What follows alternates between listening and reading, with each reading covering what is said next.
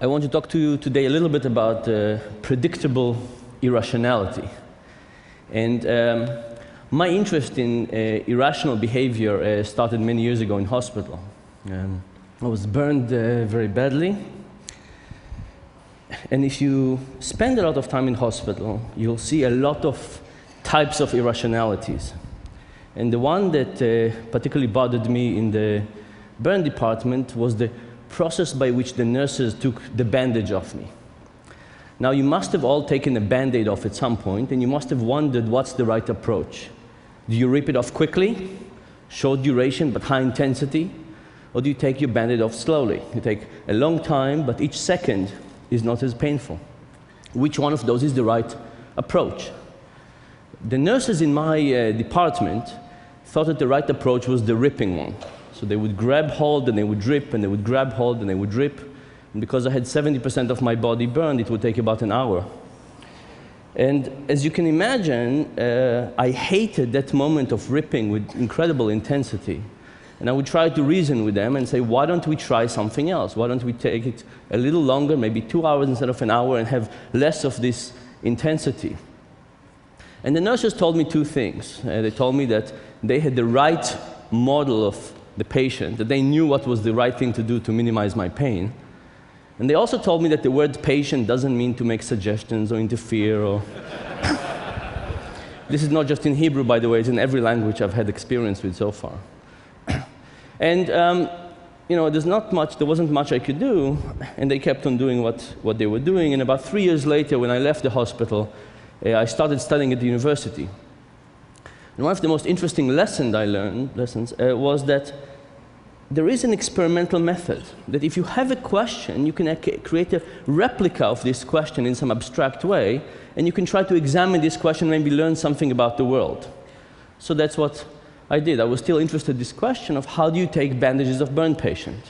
So originally I didn't have much money, so I went to a hardware store and I bought a carpenter's vise, and I would bring people to the lab and I would put their finger in it and I would crunch it a little bit.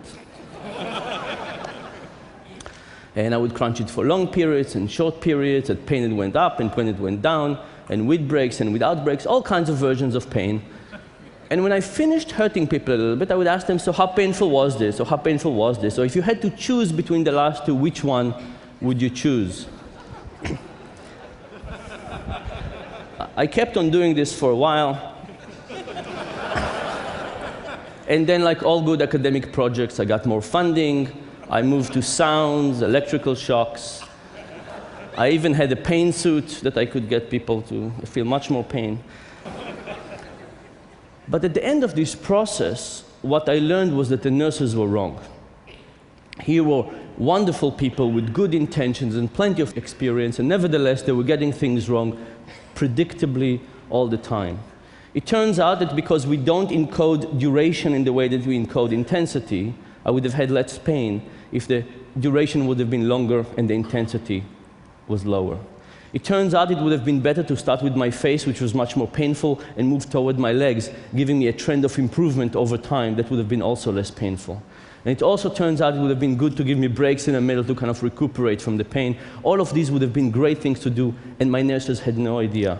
And from that point on, I started thinking, are the nurses the only people in the world who get things wrong in this particular decision, or is it a more general case? And it turns out it's a more general case. There's a lot of mistakes we do. And I want to give you one example of one of these irrationalities, and I want to talk to you about cheating. And the reason I picked cheating is because it's interesting, but also it tells us something, I think, about the stock market situation we're in. So my interest in cheating started when Enron came on the scene, exploded all of a sudden, and I started thinking about what is happening here. Is it the case that there is kind of a few apples who are capable of doing these things, or are we talking a more endemic situation that many people are actually capable of behaving this way? So, like we usually do, I decided to do a simple experiment, and here's how it went. If you were in the experiment, I would pass you a sheet of paper with 20 simple math problems that everybody could solve, but I wouldn't give you enough time. When the 5 minutes were over, I would say, pass me the sheets of paper, and I'll pay you $1 per question. People did this. I would pay people $4 for their task. On average, people would solve 4 problems. Other people I would tempt to cheat. I would pass the sheet of paper. When the 5 minutes are over, I would say, please shred the piece of paper, put the little pieces in your pocket or in your backpack, and tell me how many questions you got correctly. People now solve 7 questions on average. Now, it wasn't as if there was a few bad apples, a few people who cheated a lot. Instead, what we saw is a lot of people who cheat a little bit. Now, in the economic theory, cheating is a very simple cost-benefit analysis. You say, what's the probability of being caught? How much do I stand to gain from cheating? And how much punishment would I get if I get caught? And you weigh these options out, you do the simple cost-benefit analysis, and you decide whether it's worthwhile to commit the crime or not. So we tried to test this. For some people, we varied how much money they could get away with, how much money they could steal. We paid them 10 cents per correct question, 50 cents, $1, $5, $10 per correct question. You would expect that as the amount of money on the table increases, people would cheat more, but in fact it wasn't the case. We got a lot of people cheating, but still by a little bit. What about the probability of being caught? Some people shredded half the sheet of paper, so there was some evidence left. Some people shredded the whole sheet of paper. Some people shredded everything, went out of the room, and paid themselves from a ball of money that had over $100. You would expect that as the probability of being caught goes down, people would cheat more, but again, this was not the case. Again, a lot of people cheated just by a little bit, and they were unsensitive to these economic incentives. So we said, if people are not sensitive to the economic rational theory explanations, to these forces, what could be going on? And we thought maybe what is happening is that there are 2 forces. At one hand, we all want to look at ourselves in the mirror and feel good about ourselves. So we don't want to cheat. On the other hand, we can cheat a little bit and still feel good about ourselves. So maybe what is happening is that there's a level of cheating we can't go over, but we can still benefit from cheating at a low degree as long as it doesn't change our impressions about ourselves. We call this like a personal fudge factor. Now, how would you test a personal fudge factor? Initially, we said, what can we do to shrink the fudge factor? So we got people to the lab, and we said, we have 2 tasks for you today. First, we asked half the people to recall either 10 books they read in high school or to recall the 10 commandments. And then we tempted them with cheating. Turns out the people who tried to recall the 10 commandments, and in our sample nobody could recall the 10 commandments, but those people who tried to recall the 10 commandments, given the opportunity to cheat, did not cheat at all. It wasn't that the more religious people, the people who remembered more of the commandment, cheated less, and the less religious people, the people who couldn't remember almost any commandment, cheated more. The moment people thought about trying to recall the 10 commandments, they stopped cheating.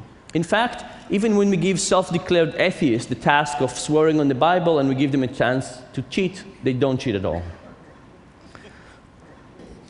Now, 10 commandments is something that is hard to bring into the education system, so we said, why don't we get people to sign the honor code? So we got people to sign. I understand that this short survey falls under the MIT honor code. Then they shredded it, no cheating whatsoever. And this is particularly interesting because MIT doesn't have an honor code.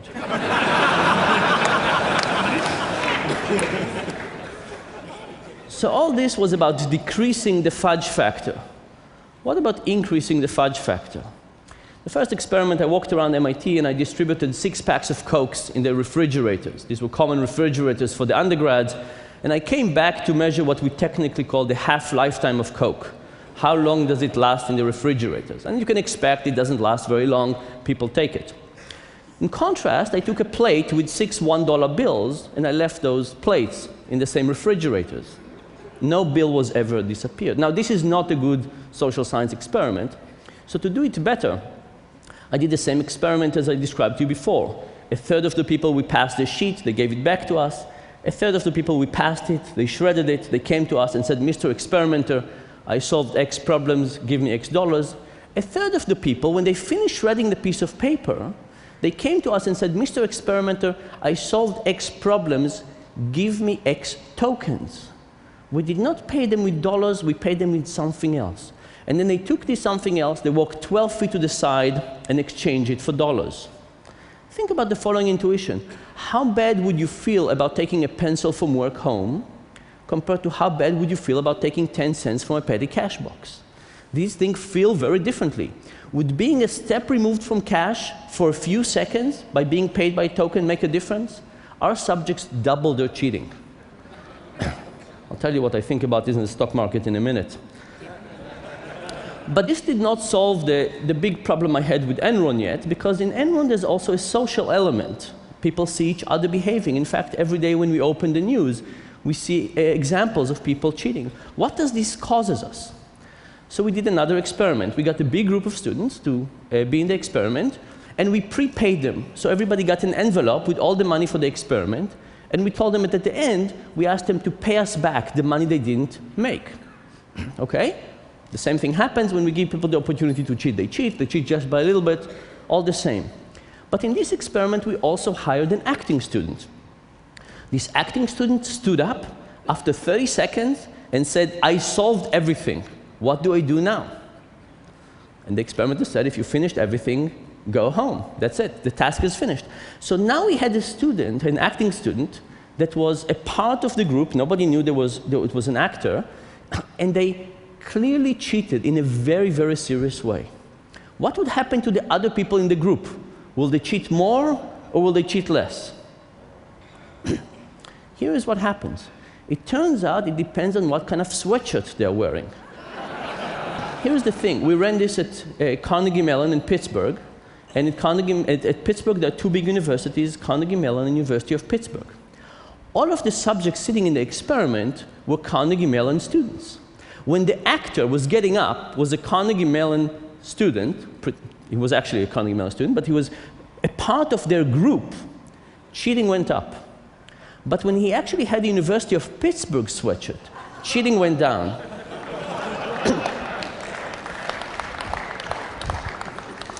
Now, this is important because remember, when the moment the student stood up, it made it clear to everybody that they could get away with cheating. Because the experimenter said, you finished everything, go home, and they worked with the money. So it wasn't so much about the probability of being caught again, it was about the norms for cheating. If somebody from our in-group cheats, and we see them cheating, we feel it's more appropriate as a group to behave this way. But if it's somebody from another group, these terrible people, I mean, not terrible in this, but somebody we don't want to associate ourselves with, from another university, another group, all of a sudden people's awareness of honesty goes up, a little bit like the Ten Commandment experiment, and people cheat even less. So what have we learned from this about cheating? We've learned that a lot of people can cheat. They cheat just by a little bit. When we remind people about their morality, they cheat less. When we get bigger distance from cheating, from the object of money, for example, people cheat more. And when we see things of cheating around us, particularly if it's a part of our in-group, cheating goes up. Now, if we think about this in terms of the stock market, think about what happens. What happens in a situation when you create something where you pay people a lot of money to see reality in a slightly distorted way? Would they not be able to see it this way? Of course they would. What happens when you do other things, like you remove things from money? You call them stock or stock option, derivatives, mortgage-backed securities. Could it be that with those more distant things, it's not a token for 1 second, it's something that is many steps removed from money for much longer time? Could it be that people would cheat even more? And what happened to the social environment when people see other people behave around them? I think all of those forces worked in a very bad way in the stock market. More generally, I want to tell you something about behavioral economics. We have many intuitions in our life. And the point is that many of these intuitions are wrong. The question is, are we going to test those intuitions? We can think about how we're going to test this intuition in our private life, in our business life, and most particularly when it goes to policy, when we think about things like No Child Left Behind, when you create new stock markets, when you create other policies, taxation, healthcare, and so on. And the difficulty of testing our intuition was the big lesson I learned when I went back to the nurses to talk to them. So I went back to talk to them and tell them what I found out about removing bandages. And I learned two interesting things. One was that my favorite nurse, Etty, told me that I did not take her pain into consideration. She said, of course, it was very painful for you, but think about me as a nurse. Removing the bandages of somebody I liked and had to do it repeatedly over a long period of time, creating so much torture, was not something that was good for me too. And she said maybe part of the reason was that it was difficult for her. But it was actually more interesting than that, because she said, I did not think that your intuition was right. I thought my intuition was correct. So if you think about all of your intuitions, think about it's very hard to believe that your intuition is wrong. And she said, given the fact that I thought my intuition was right, she thought her intuition was right, it was very difficult for her to accept doing a difficult experiment to try and check whether she was wrong. But the fact, this is the situation we're all in all the time. We have very strong intuitions about all kinds of things. Our own ability, how the economy works, how we should pay school teachers. But unless we start testing those intuitions, we're not going to do better.